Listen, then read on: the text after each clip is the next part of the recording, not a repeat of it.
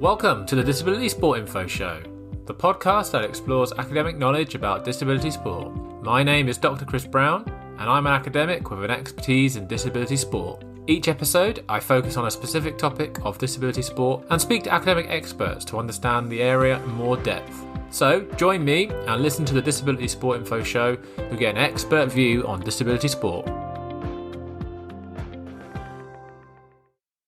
In this episode, we will critically assess the empowerment potential of the Paralympic Games. Is the Paralympic Games a source of empowerment or disempowerment for disabled people? To help us consider this question, I'm delighted to welcome Assistant Professor Dr Danielle Peers to the show, who will be discussing the literature on empowerment potential of the Paralympic Games.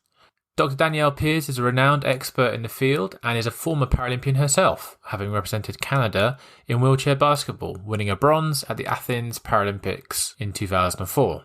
Danielle, welcome to the show and thanks for joining me today to discuss the empowerment potential of the Paralympic Games. I think it's fair to say the International Paralympic Committee is keen to push the idea of the Paralympics as having the ability to empower disabled people and to effect positive changes for disability in society. But there are some who question whether the Paralympics is really as empowering as the IPC and others suggest. So to start off, I and my listeners would be keen to understand, what do we mean by empowerment or disempowerment when discussing the Paralympic Games? And in what ways can the Paralympic Games empower or disempower disabled people? When we think about empowerment, we kind of want to think about it at multiple levels. So on the one, we tend to conflate sometimes what's good for individual athletes, what's good for the collective of Paralympic athletes, and what's sort of good or empowering for disabled people in general. And so when we're talking about empowerment at the individual level, I like to think about something like Foucault would call degrees of freedom. So one way to think about that is, what are sort of the range of choices an individual has in their life? What are the kinds of different ways that we can act, think, be as individuals? What's sort of our possible range? And so I think it is very possible at the individual level to think that particular Paralympic athletes are likely sometimes feeling empowered by their Paralympic journey.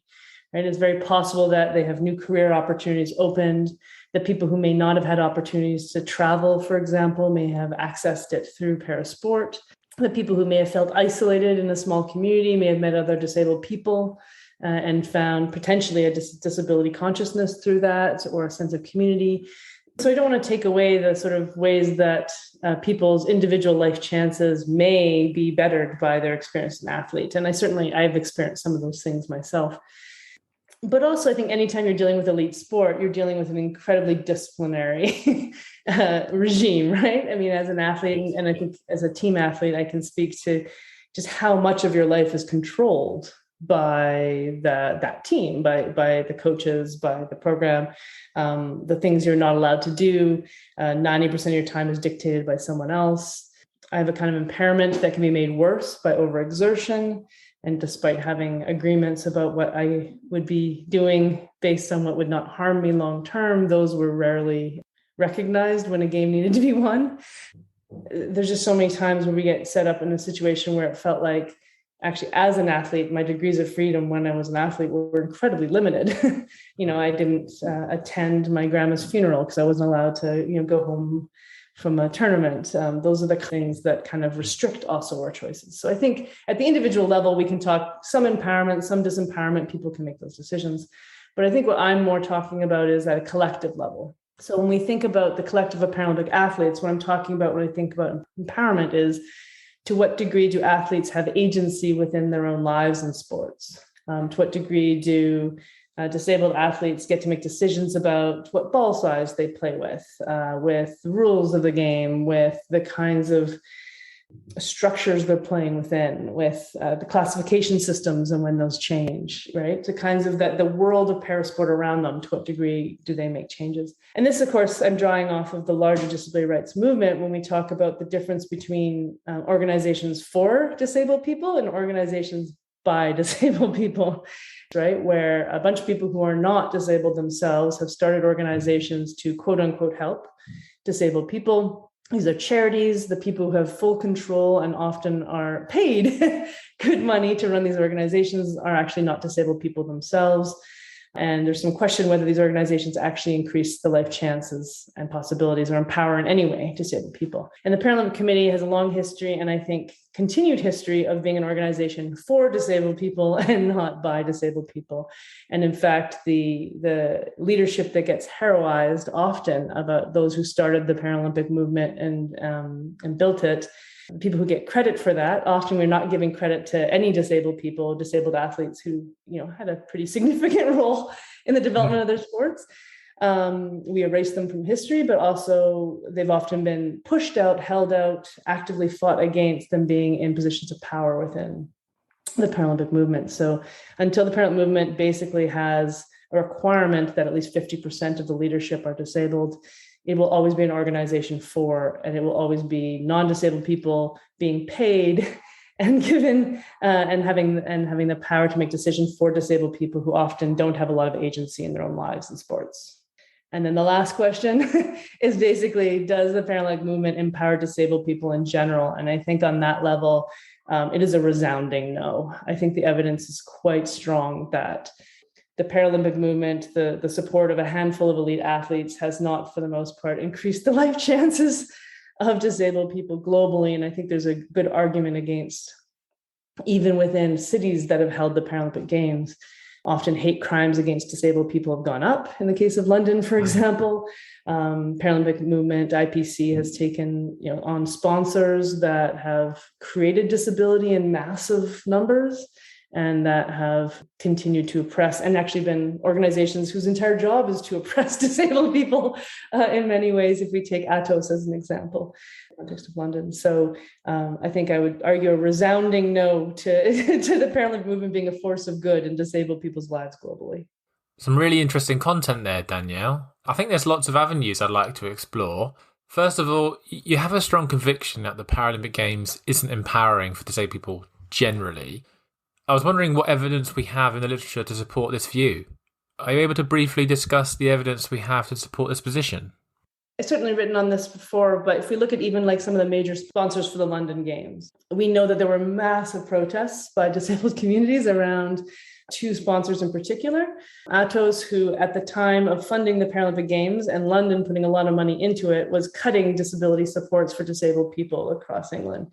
There's certainly a lot of research articulating and giving evidence for leading to death and incredible lowering of life opportunities, life chances for thousands, if not more, of disabled people. And it was not only, Atos didn't only work in England, and you can see these same kinds of things happening now in Australia. So taking on sponsors whose essentially job it is to delimit the life chances of disabled people and allow states to not support disability rights is, I think, pretty atrocious.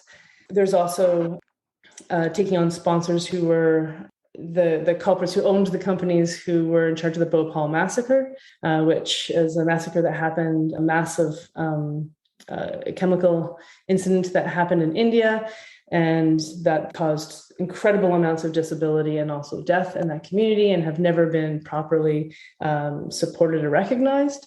And again, the Paralympics have decided to keep these on. So I think there's a sort of pretty robust evidence about that they're taking money from and getting support from organizations who are definitely not in the business of bettering the lives of disabled people.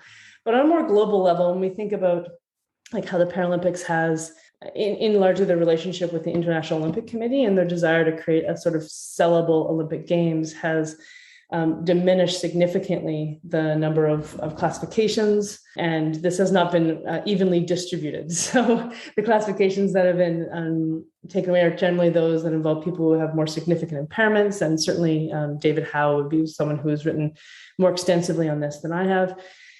But to the extent that like the IPC has had for years, and I would say decades, pushed out those with intellectual disabilities from the Paralympic Games and the Paralympic movement more generally, have really pushed against, I'd say, the vast majority of disabled people. So when we think about even who has a disability in the world context, the Paralympics serves an incredibly narrow percentage of that.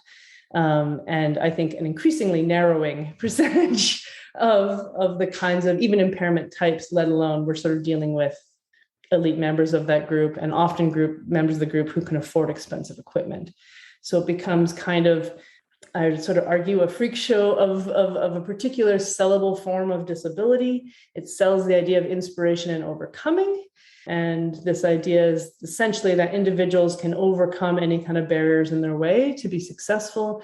And the impact of that is that we're not actually looking at removing the barriers and the incredible kinds of violence, attitudinal problems, policy problems, architectural problems, a really significant difference and a really harmful one between this sort of, oh, look at these people who have all these resources, have often minimal impairment, single impairment types, very narrow range of impairment types. Look at how they can overcome everything disabled people can overcome. We don't need to give them supports. We can cut back on the kinds of accessibility initiatives we're doing because they can simply overcome. And in the end, that harms the vast majority of disabled people for whom our inaccessible, uncaring, and ableist societies harm on a daily basis. Again, some really interesting content and multiple threads I'd like to explore if we had more time for this discussion. But unfortunately, we don't have enough time to talk about all of those things. I'm really interested in your discussion about the increasing marginalisation of athletes with severe impairments in the Paralympics, and you've explained why this is the case. I'd like to focus now on your thoughts about the marketing campaign in the UK by Channel 4 to promote the London 2012 and Rio 2016 Paralympic Games. For London, there was a strong focus on positioning Paralympians as superhumans, while for Rio, Channel 4 focused on the achievements of disabled people with a range of different impairments, focusing on the notion of yes, we can. Both marketing campaigns were praised, but there were also criticisms, particularly from some disability activists and commentators. Please can you explain your thoughts on these campaigns and also explain to our listeners what these criticisms were? So I think the first thing I want to say is that I think there's a way to look at this, which is, are the Paralympics bad or good? Are they disempowering or are they empowering? I'm much more interested in the question, to what degree are the Paralympics and these particular campaigns useful and dangerous? And so it's much less helpful, I think, to try and categorize these things as sort of one thing or the other, right? So trying to avoid binary classifications. Yeah, and of course I do this work not because I want to throw all parasport under the bus. I actually think there's a big difference between, are the Paralympic Games empowering and can parasport be, or disability sport be empowering? I think those are actually two entirely separate questions. Yeah, any more than the Olympics somehow represents all of sport, the non-disabled sport, right? There are all kinds of issues at the Olympic level. The big thing about these kinds of campaigns are, they drew a lot of interest. People were sort of excited about it, all this sort of thing. They may have drawn more people to the Paralympic Games. They may have been useful in these ways. But certainly it's frustrating the degree to which people who are running these campaigns, there's been writing for 30, 40 years on things like inspiration porn, on things like super cripping, and the ways that this can be just incredibly harmful for most disabled people. What's really interesting about super crip narratives is that they do two things at the same time that seem oppositely to many things. But one thing they do is, by definition, they depoliticize, right? They focus on what bodies can do, and they don't focus on what the barriers are to people participating. And so this thing does two things at the same time. The first, it lowers expectations around disabled people. So this idea, if you look in the Superhumans video, you have people breaking world records and running, and in the very next shot, you have them brushing their own teeth. And in this weird way, it absolutely really diminishes the incredible athletic accomplishments that people are having, right? It's the same thing to break a world record as to brush one's own teeth. And so, it diminishes the actual achievements of people. It kind of lowers expectations in a weird way, where it's sort of wow, you brushed your own teeth, which doesn't mean that and also that if one doesn't brush one's own teeth, somehow that has some sort of impact or statement on one's value, right? So again, independence here becomes the most important kind of value at the heart of this, which for a lot of disabled people, interdependence is actually the valued and supported way of living. So it depoliticizes, it lowers expectations, it actually diminishes our accomplishments in really significant ways, but it also sort of ties the valuation of disabled people to this idea that they can achieve, and they will overcome these kind of barriers to achieve these to become Olympic athletes. And it means that people who do not do that, or who cannot do that, because of course this is structured around very limited ranges of disability, come to be blamed for their own dependence upon systems or dependence on with other people. So the Superhuman campaign is sort of almost the perfect example of all that, right? With jazzy music thrown in. Look at all the things that we can actually do.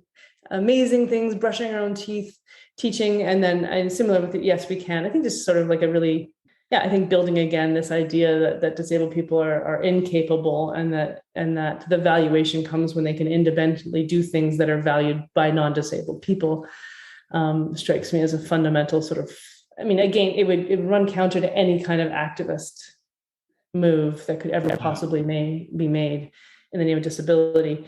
And indeed, here's where we go back to empowerment, is any activist moves that have been done against the Olympics or Paralympic Games, against the Paralympic Games and the Paralympic movement, or even within the Paralympic movement, have been quickly squashed by the Paralympic movement, right? They're not actually interested in hearing what disabled activists have to say about how to empower disabled people, or what activists within the Paralympic movement have to say about how to make the Paralympic movement more accountable, more empowering, more affirming for disabled people.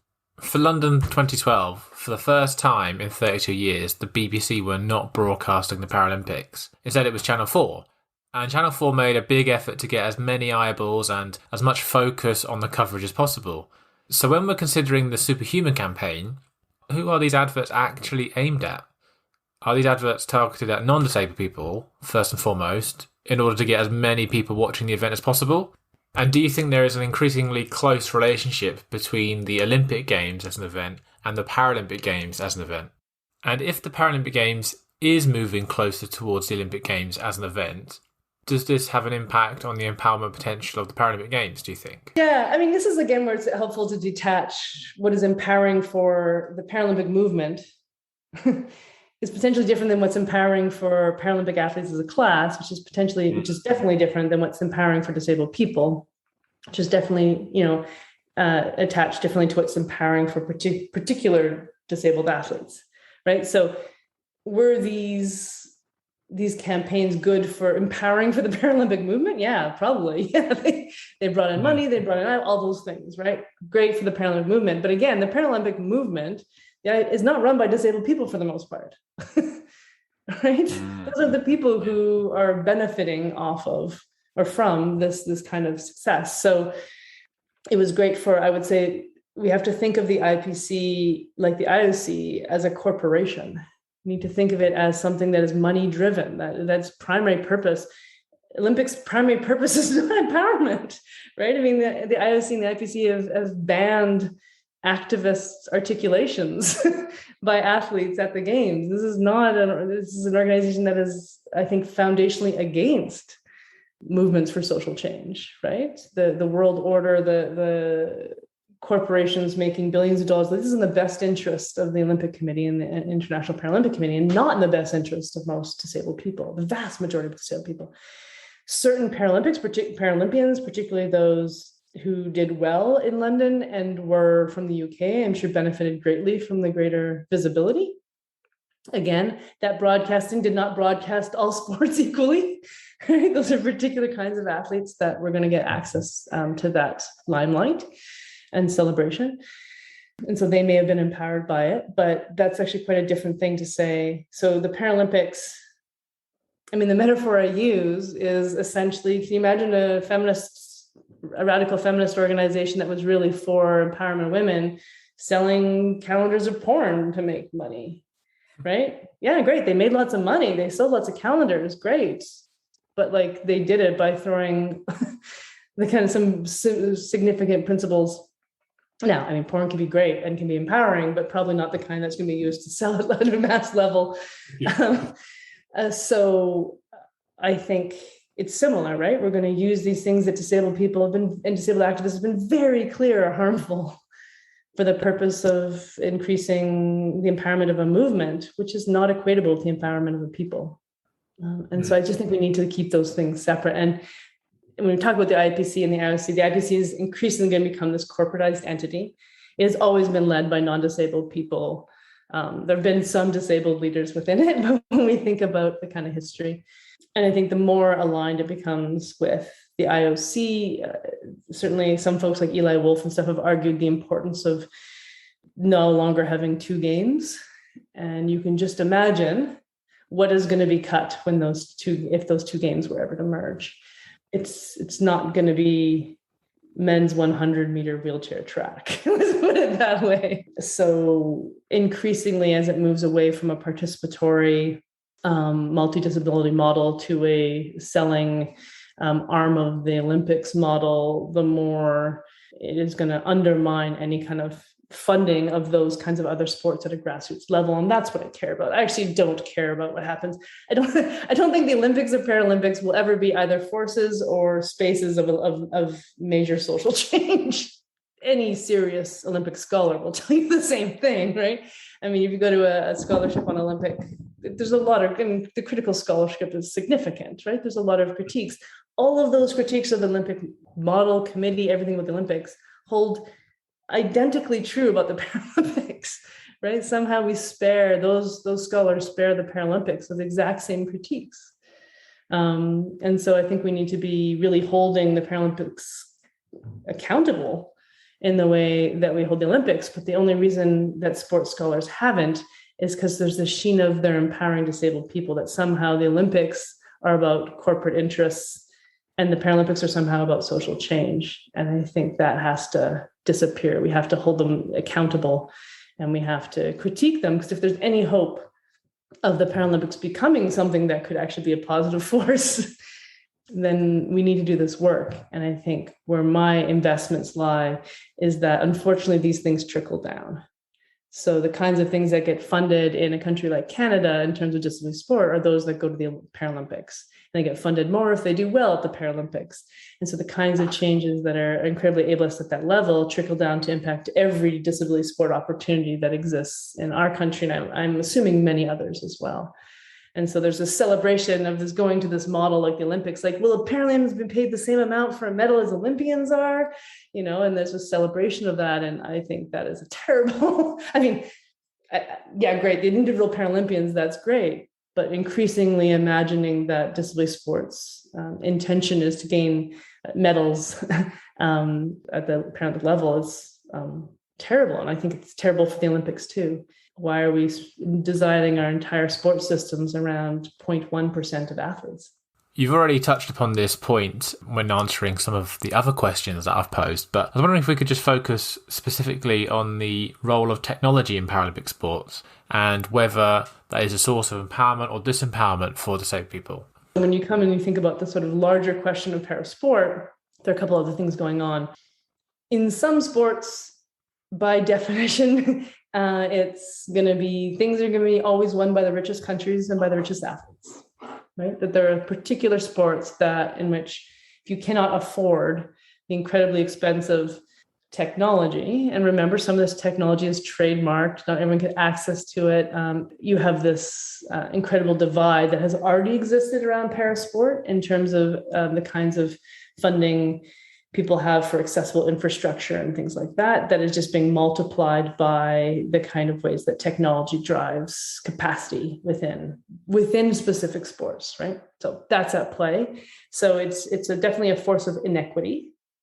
So that's great. I mean, if you want to do this, then Paralympic committee should be using all these billions they're getting from corporations to equally fund each country to ensure that their top athletes have the same access to technology. I mean, like, if we think of this at a way of, if justice were in any way, if the discourse of justice and empowerment that the Paralympic movement uses were in any way actually real, that would be the easiest possible policy to put into place, right? But of course they don't, because it was never about that.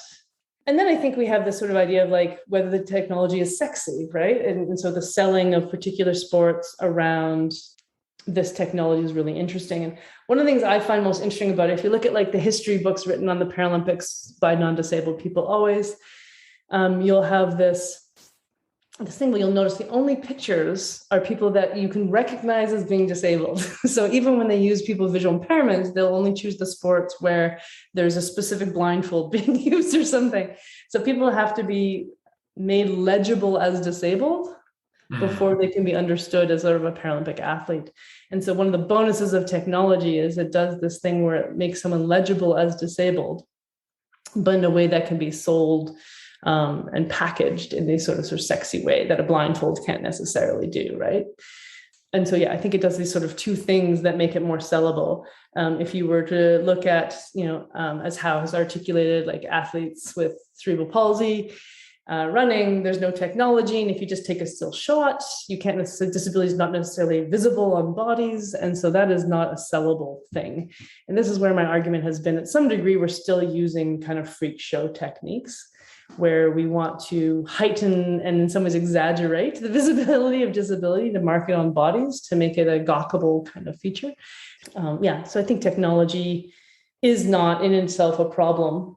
But I think there's all kinds of ways that within the kinds of political structure and problems we're in, it's being leveraged in ways that increase the kinds of inequities and the maldistribution of opportunity and empowerment, as opposed to using it in ways that could potentially have the opposite effect. It's been great chatting to you today, Danielle. It's been really interesting to learn more about the empowerment discussion. Lots of different topics have been covered. And I know I've learned a lot as a result of this discussion. I hope you, listener, have also taken some insights from our chat today. So all that's left for me to do is to say thank you, Danielle, for taking the time to speak with me today. It's been really interesting, like I said, and I really look forward to catching up with you soon. Thanks very much. Pleasure. That's all we have time for, listener. Thank you for listening to this episode. Stay tuned for the next episode. Until then, goodbye. You've been listening to the Disability Sport Info Show, academic insights into disability sport.